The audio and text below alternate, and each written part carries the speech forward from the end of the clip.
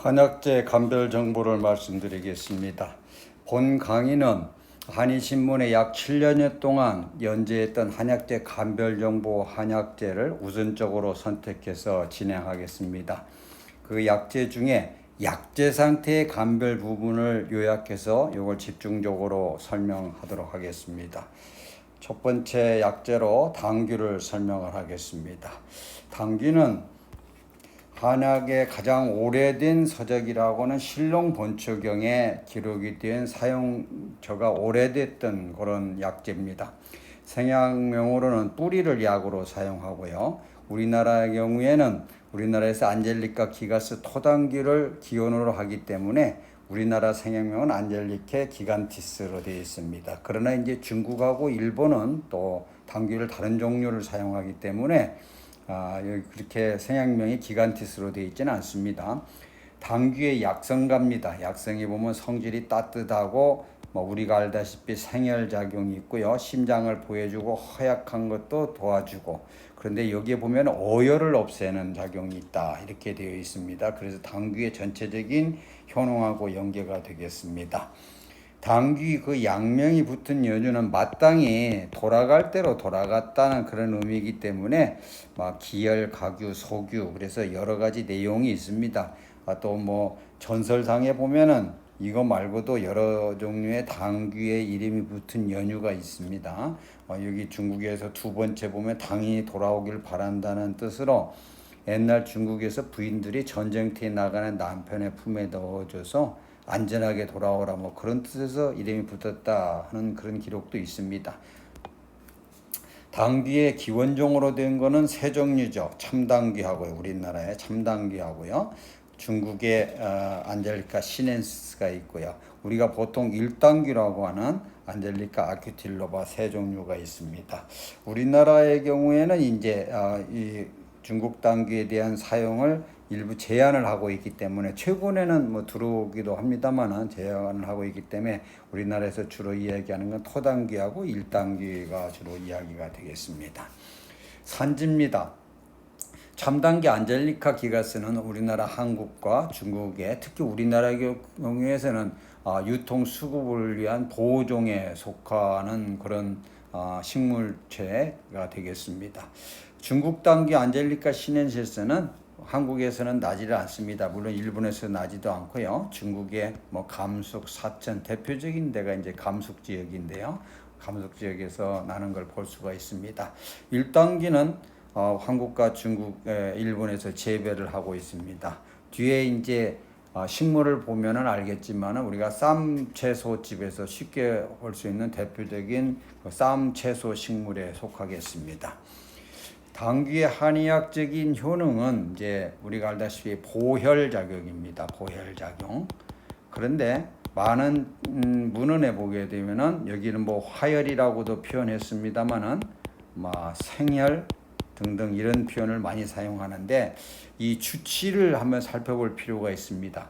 허약한 거에 관계된 거는 보면은 월경 부조도 허약해서 혈압 부족에서 왔다고 이야기할 수 있겠죠. 혈어도 있고요, 현운도 있고 이렇게 있습니다만은 또 한편으로 보면은 어혈에 관계된 거, 경패, 진가, 결치 등등이요. 심지어 이제 출혈에 관계된 거, 그래서 당귀가 사용이 된 걸 볼 수가 있습니다. 당귀가 이제 희망사항이 있나마는 혈액에 관계된 걸 모든 걸 총괄을 한다. 출혈도 피가 부족한 것도 어혈도 하는 그런 약재였으면 가장 이상적이게 되겠습니다만은 그거는 희망사항이고요. 지금 현재로 분류를 기준해 놓고 보면 과거에 그런 기록이 당귀의 그 종류별 차이 또 약용 부위별 차이를 그 당시에 우리 선배들이 기록을 한 것으로 또 그렇게 사용한 것으로 우리가 유추해 볼 수가 있습니다. 현재 시점에서 당귀의 종류별 효능 차이 오랫동안 인식된 내용입니다. 우리가 소위 말하는 토당귀는요, 전체적인 내용으로 보면 활혈 거약에 속합니다. 당귀, 중국 당귀, 일당귀는 오차 범위 내에서 보혈약에 속하고요. 다시 말해서 우리가 보혈의 효력으로 사용하는 건 중국 당귀나 일본 당귀를 사용하는 게 효력이 더 좋고요. 어열에 관계된 걸 할 때는 토당귀를 사용해 혈액이 더 좋다. 이렇게 정리를 하면 되겠습니다. 그래서 이제 당귀의 보혈력의 차이 그러면 중국 당귀, 일본 당귀, 한국 당귀 순으로 보혈의 차이가 나고요. 활혈 거에 관계된 거는 그 반대가 되겠습니다. 그래서 우리가 하는 우리나라의 대표적인 유통 수급 조절 품목인 토당귀의 활용을 어떻게 해야 될 거냐? 거어혈 생신혈의 효능에 이렇게 활용을 하면 된다. 현재 우리 현 시대의 시대적인 관심 질환이 대표적인 어혈 질환인데 여기에 적극적인 활용 방안을 강구를 하는 거가 토당귀의 원래의 그 의미를 더욱 나타내는 그런 방법이 된다. 이렇게 정리할 수가 있습니다. 보혈 목적으로는 우리나라의 경우에는 이제 중국 당귀가 극히 그 사용이 제한되어 있기 때문에 1단계를 대체해서 사용하는 거가 어떤 면에서 합리적이다 이렇게 설명할 수가 있겠습니다. 당귀의 자연 상태의 감별을 간단하게 하겠습니다. 우리나라 토당귀는요, 그 약용 부위가 뿌리입니다만은 식물 상태에서 꽃이 보면은요, 자색 꽃이 피죠. 자색입니다. 그다음에 또 줄기도 보면 줄기도 자줏빛이 도는 걸 볼 수가 있습니다. 이 자색 꽃에 대한 부분을 우선 인식을 하면 되고요. 두 번째 그 잎의 부분을 보게 되면 잎이 이런 형태를 나타내게 됩니다. 타원 모양으로 타원상 피치명 모양이죠. 그런데 특징적인 게 보면은 지금 요 부위죠. 이렇게 잎이 갈라지는 부위죠. 엽초 부위입니다. 저 엽초 부위가 이렇게 부풀어 오른 걸 볼 수가 있습니다. 날개 모양으로 부풀어 올라 있는 걸 볼 수가 있습니다. 우리가 먹는 쌈채소 중에서도 날개 부위가 부풀어 오는 쌈채소가 많이 있습니다. 쉽게 말해서 거기에 어떤 걸 밥 같은 걸 얹히더라도 밑에 그 빠지지 않을 정도의 그런 엽초가 부풀은 거가 안젤리카 기가스 참당귀의 특징입니다. 자, 일본 당귀입니다. 우리가 쌈채소집에서 쉽게 볼 수 있는 일본 당귀의 잎 모양입니다. 참당귀하고는 완전히 잎 모양이 다르죠. 잎 모양 자체가요, 피침형을 나타내고 있습니다. 이제 꽃에 가면은 더더욱 차이가 납니다. 아까 꽃이 토당귀는 적자색이었잖아요. 이건 백색입니다. 백색의 꽃이 핍니다. 자, 여기에서 주의 깊게 바라봐야 될 거는 요 꽃 하나하나의 개수입니다. 이 하나하나의 개수는 뒤에 나오는 중국 당귀와 구분점에서 개수 차이가 나게 됩니다. 1단귀는 그 꽃 산경 개수가요, 굉장히 많아서 30에서 40개를 하고 있습니다. 자, 중국 당귀로 넘어갑니다. 중국 당귀에 보면은 중국 당귀의 줄기는 자색을 띠지만 자세히 보게 되면은 여기에 보면은 명확한 세로 주름이 있습니다. 세로 주름이 있고요.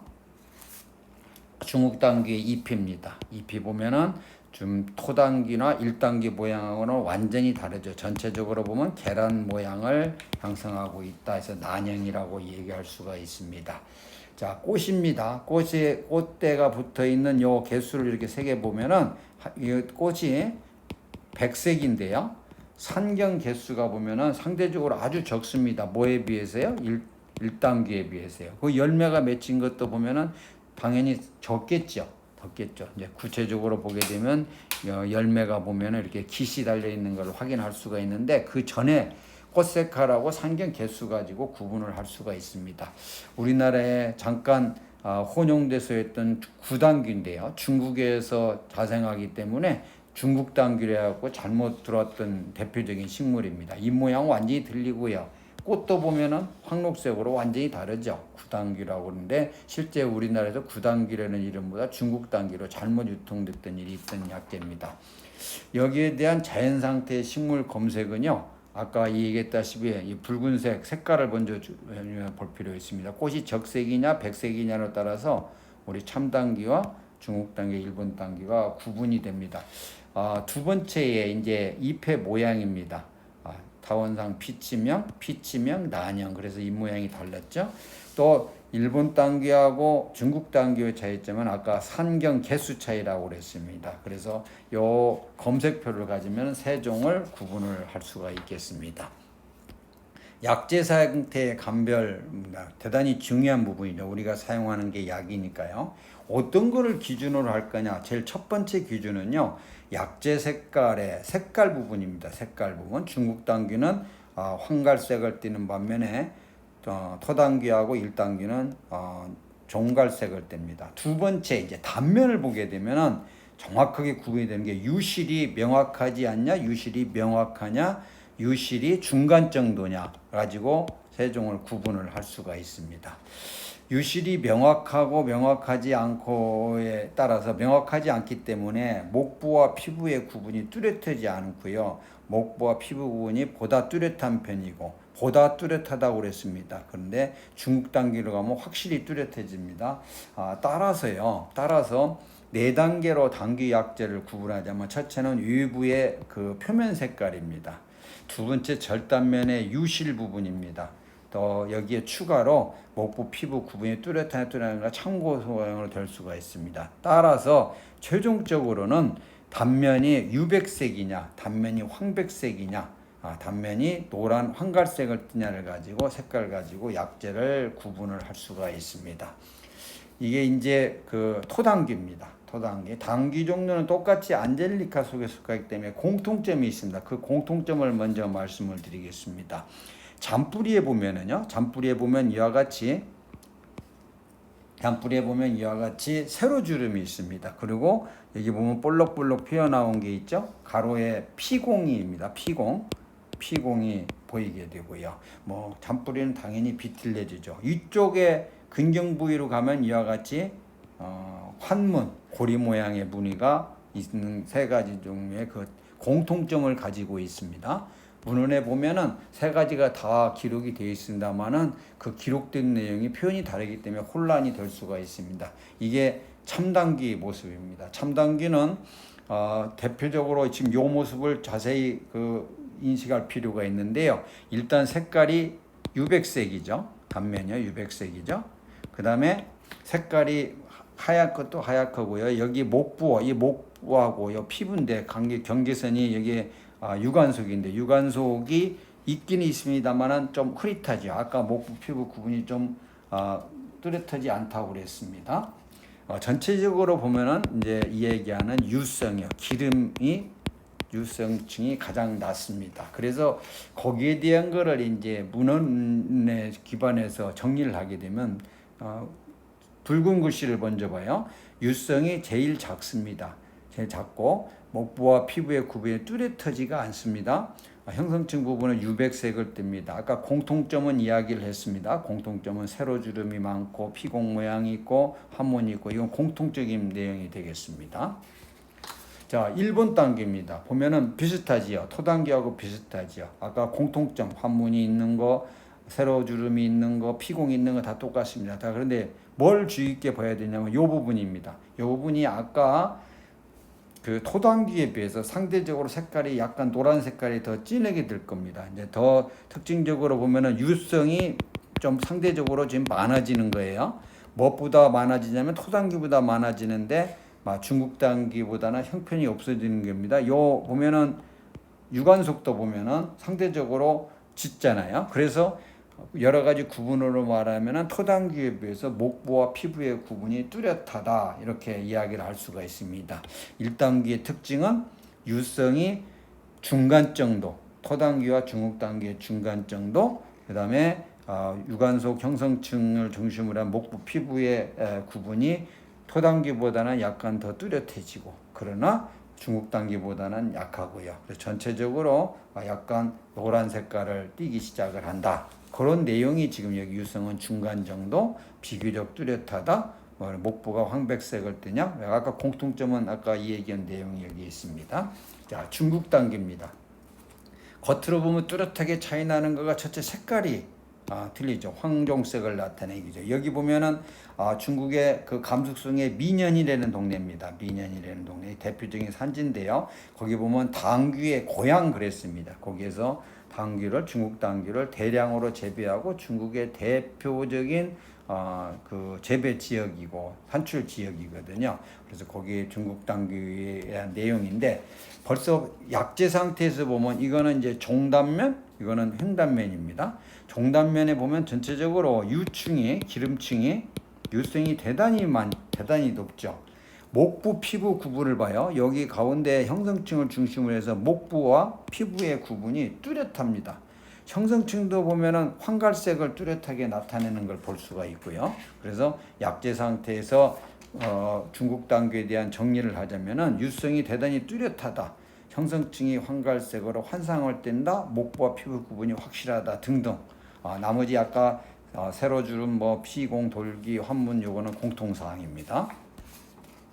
그래서 약재 상태의 검색표를 다시 설명을 드리겠습니다. 당귀에 검색할 때 첫째는 표면의 색깔입니다. 색깔로 해서 큰 줄기로 두 개가 나눠지고요. 노란 색깔 띄게 되면 중국 당귀일 확률이 높아지고, 두 번째가 절단면의 유실이 명확하냐 명확하지 않냐 중간 정도냐 그래가지고 아주 명확하면 중국 당귀, 중간쯤 되면은 1단귀, 명확하지 않으면 토단귀 이렇게 되겠습니다. 자연스럽게 목부와 피부 부분이 뚜렷하지 않고 상대적으로 뚜렷하고 중국 단계에서는 확실히 뚜렷하고요. 뭐 이렇게 정리를 할 수가 있습니다. 네, 형성층 부분의 색깔은 덤으로 생각할 수가 있는데, 전체적으로 보면은 당귀는 단면이 보면은 유백색인 반면에요.